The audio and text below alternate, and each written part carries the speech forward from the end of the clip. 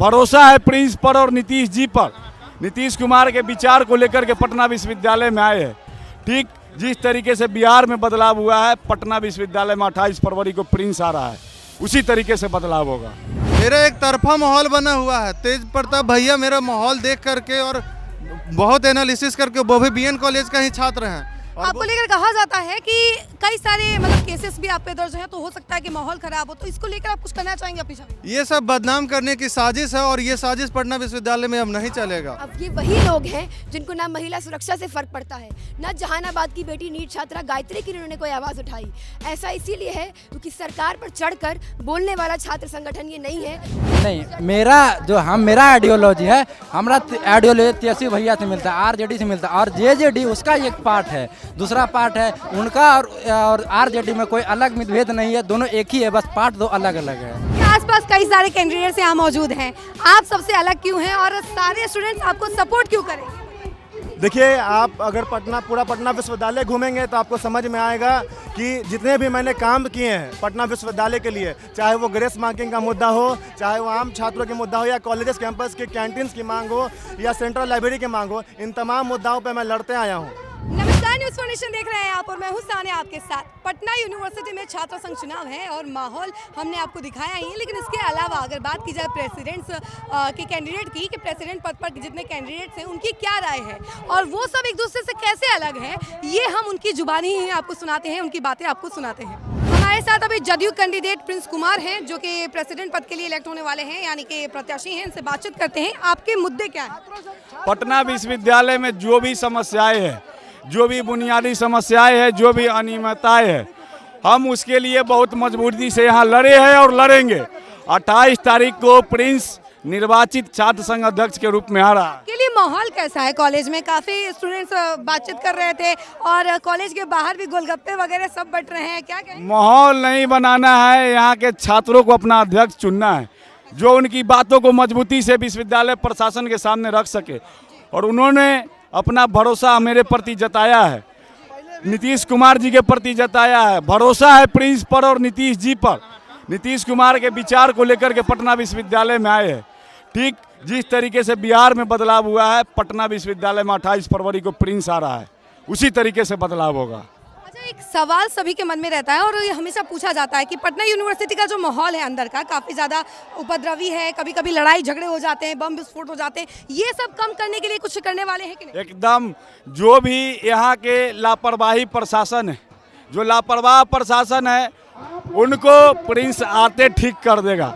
अगर कोई घटना होता है तो कौन उसका जिम्मेदार है और किन की जवाबदेही है, यह अभी तय होगा। 28 तारीख तक का इंतजार कीजिए। लड़कियां भी कही जाती हैं कि लड़कियों के साथ बदतमीजी कर दी जाती है कॉलेज में। हॉस्टलर्स कहा जाता है कि हॉस्टल के लड़कों के द्वारा मारपीट की जाती है। अगर कोई घटना होता है विश्वविद्यालय में तो यहाँ के प्रशासन का उस पर क्या रिएक्शन है? प्रशासन तो कहती है कि स्टूडेंट्स ही ऐसे हैं उपद्रवी। स्टूडेंट आपके हैं भाई, क्यों नहीं कार्रवाई कर पाते हैं आप? क्या समझौता कर रहे हैं आप? अगर कोई उपद्रवी है जिसके कारण बहुत सारे हमारी बहनें हैं यहाँ सुरक्षित महसूस कर रही, तो उन पर कार्रवाई करने में क्या समस्या है? क्योंकि प्रेसिडेंट पद के प्रत्याशी हैं, इनसे हम बातचीत करते हैं। अच्छा, ये बताइए, आपके मुद्दे बाकी सभी प्रत्याशियों से अलग कैसे हैं?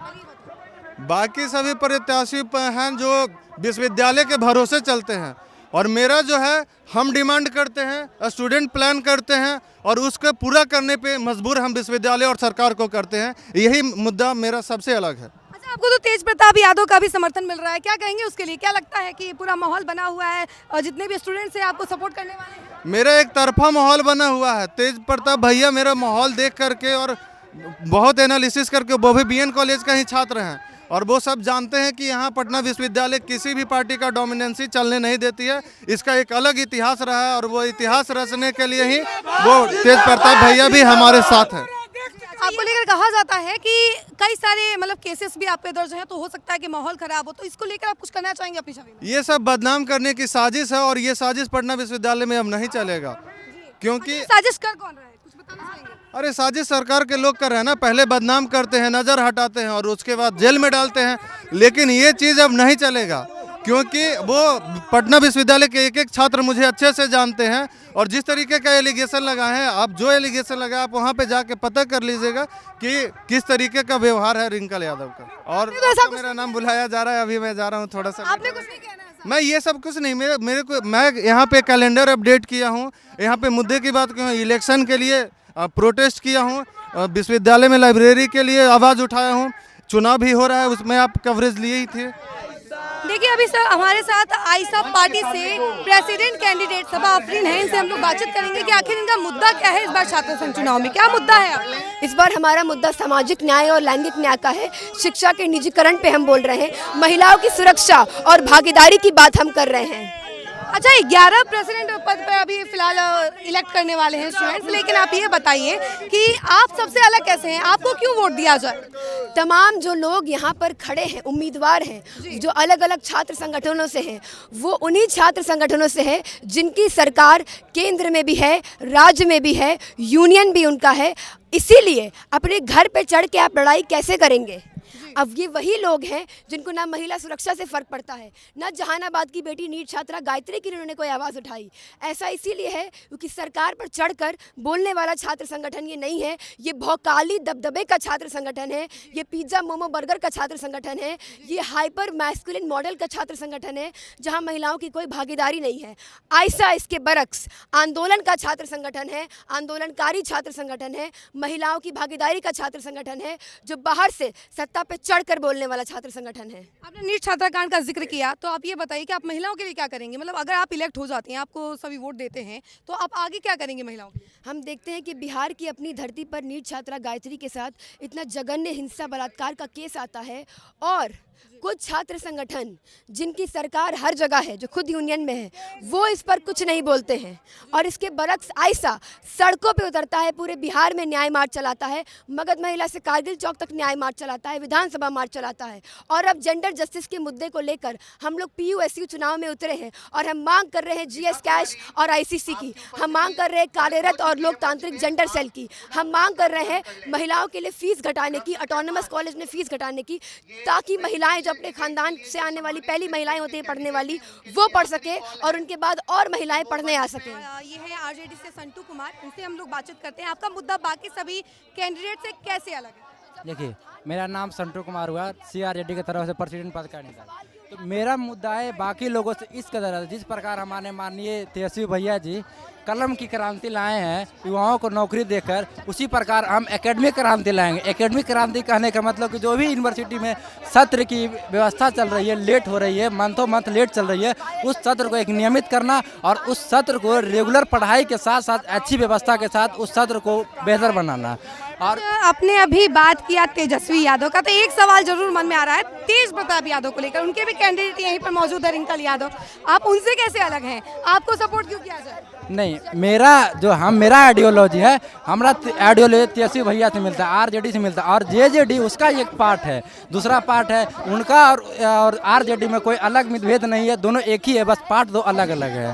दोनों एक ही हैं, तो फिर आप लोग अलग अलग मतलब एक तरीके से प्रत्याशी हैं और अलग अलग आप लोग चुनाव लड़ रहे हैं, अलग अलग पार्टी में। वो उनका आपसी संबंध है, इस पर हम क्या ही टिप्पणी करें। आप लोगों का कैसा संबंध है रिंकल यादव? हम दोनों का, मेरे बड़े भैया है, हम उनका जूनियर है, और छोटे भाई है, और छोटे भाई का मेरा भी आशीर्वाद, मेरा पर आशीर्वाद उनका रहता है, और मेरा भी छोटा भाई का पैर उस पर हमेशा रहता है। देखिए, पटना विश्वविद्यालय में सारे जितने भी कॉलेजेस हैं, 10 कॉलेज से मान लीजिए, तो तमाम कॉलेजेस के अलग अलग मुद्दाएं हैं।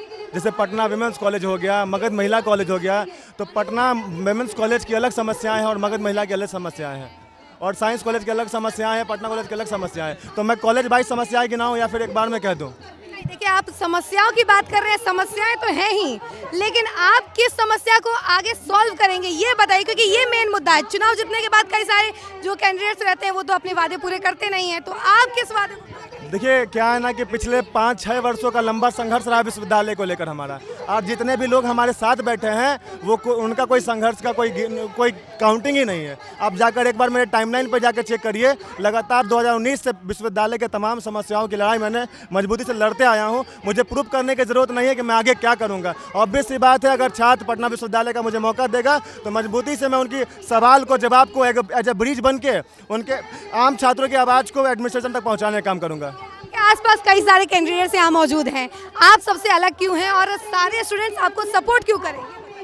देखिए, आप अगर पूरा पटना विश्वविद्यालय घूमेंगे तो आपको समझ में आएगा कि जितने भी मैंने काम किए हैं पटना विश्वविद्यालय के लिए, चाहे वो ग्रेस मार्किंग का मुद्दा हो, चाहे वो आम छात्रों के मुद्दा हो, या कॉलेजेस कैंपस के कैंटीन्स की मांग हो, या सेंट्रल लाइब्रेरी की मांग हो, इन तमाम मुद्दाओं पर मैं लड़ते आया हूँ।